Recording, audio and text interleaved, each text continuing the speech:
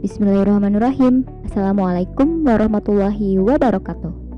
Selamat datang kembali di pembelajaran seni budaya.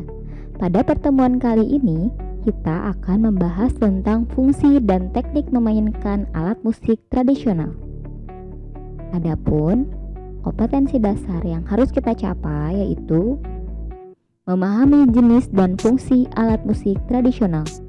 Tujuannya melalui kegiatan mengamati video musik tradisional dan menggali informasi dari berbagai sumber belajar, siswa diharapkan mampu mengidentifikasi, memahami, dan menyimpulkan hasil pengamatan tentang teknik, jenis, dan fungsi alat musik pada karya musik tradisional dengan cermat, bertanggung jawab, dan percaya diri.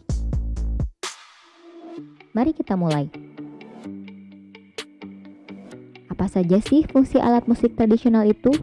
Yang pertama ada fungsi melodis, yang kedua fungsi harmonis, dan yang ketiga fungsi ritmis.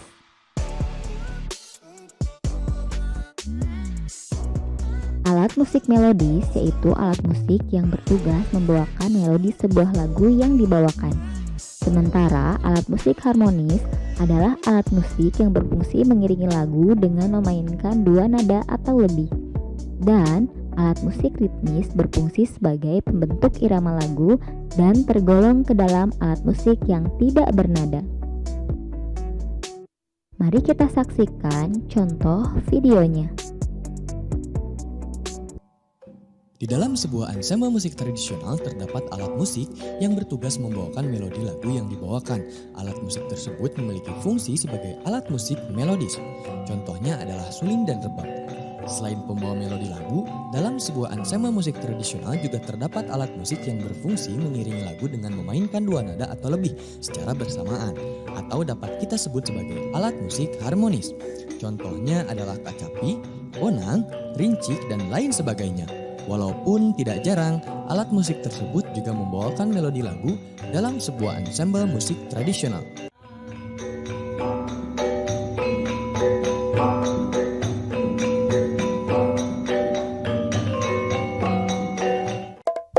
Alat musik yang berfungsi membentuk irama sebuah lagu dan tergolong ke dalam alat musik yang tidak bernada dapat kita sebut sebagai alat musik ritmis.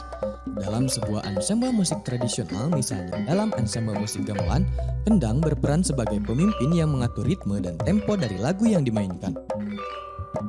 Contoh yang paling terlihat ada pada permainan musik gamelan yang dipakai untuk mengiringi tarian, misalnya jaipong. Kendang berperan penting untuk mengatur keras lembutnya permainan musik atau dinamika untuk memberikan rasa kepada penari sehingga hentakan-hentakan pada gerakan penari lebih terlihat dan sampai secara audio dan visual kepada penonton. Fungsi alat musik tradisional dalam konteks pertunjukan yang pertama, fungsi ritual adat. Yang kedua, pengiring tari. Yang ketiga, fungsi hiburan dan pengiring pertunjukan teater tradisional. Untuk lebih jelasnya, mari kita saksikan contoh videonya. Alat musik tradisional juga memiliki fungsi lain, diantaranya sebagai sarana ritual adat, pengiring tarian, pengiring pertunjukan teater, dan sarana hiburan. Sebagai sarana ritual adat, alat musik tradisional menjadi bagian yang tak dapat dipisahkan.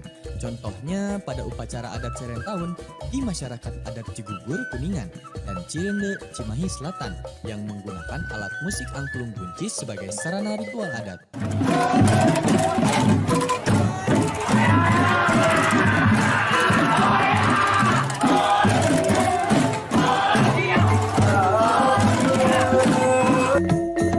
Fungsi lainnya, seperti telah disebutkan sebelumnya, alat musik tradisional digunakan untuk mengiringi tarian. Contohnya ada pada tarian jaipong, tuk tilu, tari wayang, dan lain-lainnya.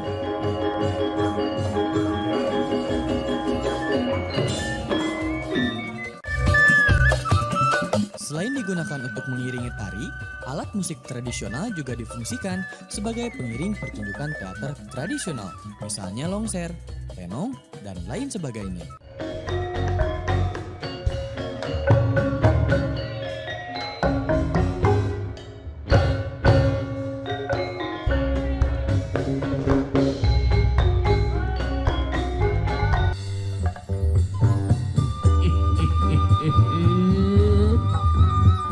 Perkembangannya, fungsi alat musik dalam sebuah ensemble musik tradisional telah bergeser dari media ritual menjadi media hiburan, seperti banyak ditemukan saat ini. Misalnya, pada acara pernikahan sering ditemukan kelompok-kelompok musik tradisional yang menghibur tamu undangan menggunakan musik-musik tradisi, yang tentunya alat musik yang digunakan pun alat musik tradisional. Walaupun tak jarang kita lihat telah dikolaborasikan dengan alat musik barat seperti biola, keyboard, dan lain sebagainya. Berikutnya, mari kita saksikan teknik memainkan alat musik pada ensemble gamelan degung.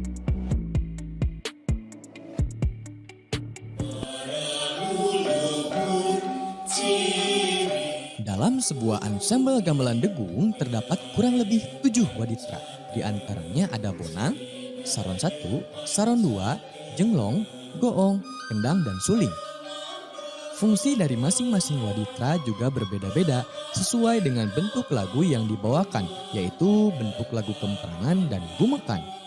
Perbedaannya biasanya paling terlihat pada teknik permainan bonang. Pada lagu-lagu kemprangan, teknik permainan bonang biasanya dikemprang. Maksudnya, 2 buah nada dibunyikan secara bersama-sama.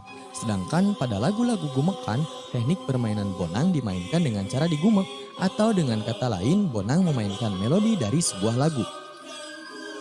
Fungsi waditra gamelan degung pada lagu-lagu kemprangan diantaranya: suling berfungsi sebagai adu manis lagu, yaitu senggol atau pembawa ornamen lagu. Saron berfungsi sebagai amar dawa lagu atau pembawa melodi lagu.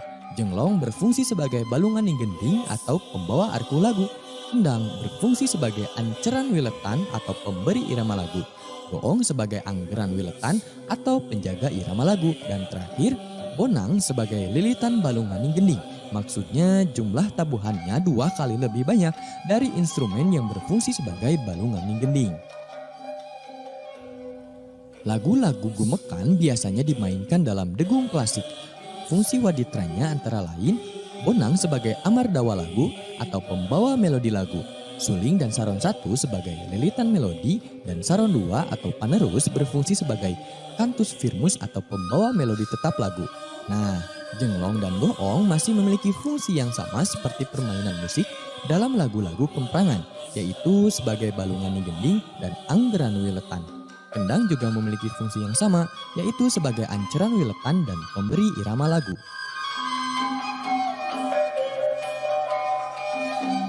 Seperti yang sudah kita bahas sebelumnya, teknik memainkan waditra gamelan degung pada dasarnya ada 2 jenis, yaitu kemprangan dan gumekan.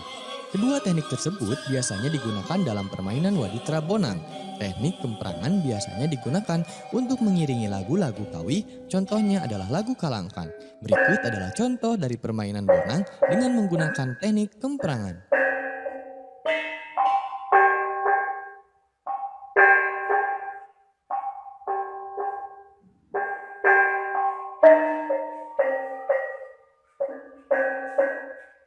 Nah, kalau yang ini adalah contoh dari permainan bonang yang menggunakan teknik gumekan.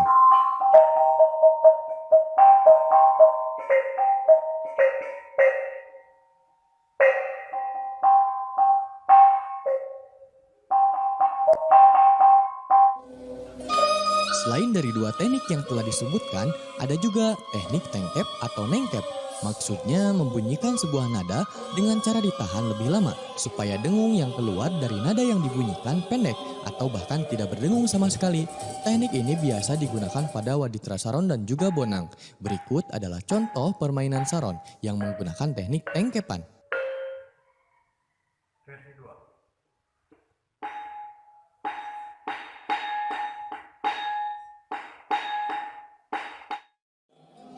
Pada permainan waditra saron juga sering digunakan teknik carukan, yaitu memainkan sebuah melodi lagu menggunakan 2 waditra yang berbeda. Misalnya 1 buah melodi dimainkan oleh saron 1 dan saron 2. Berikut adalah contoh dari permainan saron yang menggunakan teknik carukan. Saron 1 memainkan nada yang berada di tesis dan saron 2 memainkan nada yang berada di arsis. Itulah materi yang telah disampaikan untuk pertemuan kali ini. Untuk evaluasi pembelajaran hari ini, buatlah resume dan kesimpulan dari video pembelajaran pada pertemuan kali ini. Carilah informasi tentang teknik memainkan suling Sunda Lubak 6 dari berbagai sumber, seperti buku maupun internet. Catatlah informasi yang kamu dapat di buku catatan, kemudian kumpulkan tugas tersebut kepada gurumu dengan tepat waktu. Oke, demikianlah yang dapat saya sampaikan pada pertemuan kali ini. Sampai jumpa minggu depan. Assalamualaikum warahmatullahi wabarakatuh.